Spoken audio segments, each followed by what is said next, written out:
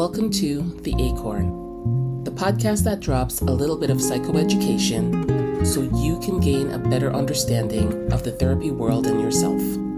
So without further ado, let's jump into our episode.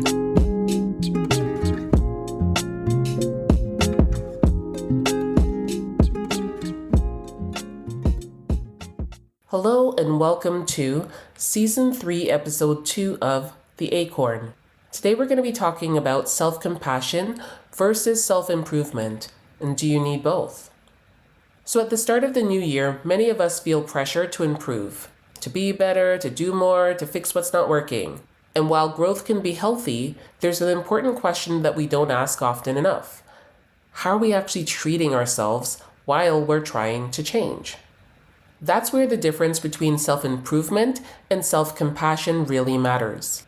Self-improvement says, I need to be better. Self-compassion says, I'm worthy of care exactly as I am while I grow.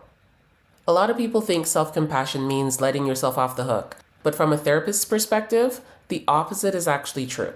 When change is driven by shame, criticism, or comparison, y'all, it rarely lasts.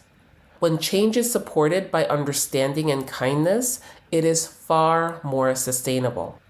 So think about how you'd actually help a friend who was struggling. You wouldn't tear them down and tell them that they're failing. Of course not. You'd acknowledge how hard things are, remind them of their strengths, and encourage them to move forward. Self-compassion is learning to offer yourself that same tone. And here's the key. You don't have to choose between accepting yourself and improving yourself. Self-compassion creates the emotional safety needed for real growth. It helps your nervous system stay regulated enough to learn, reflect, and try again.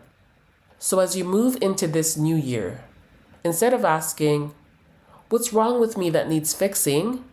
Guys, I want you to try asking, what do I need right now to support my growth? Because the most meaningful change doesn't come from being hard on yourself. It comes from feeling supported even by yourself.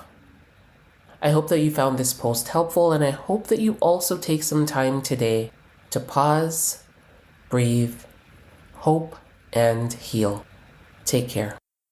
Well, this has been another episode of The Acorn.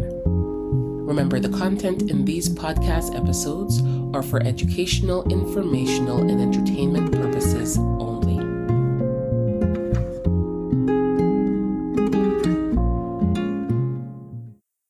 Disclaimer.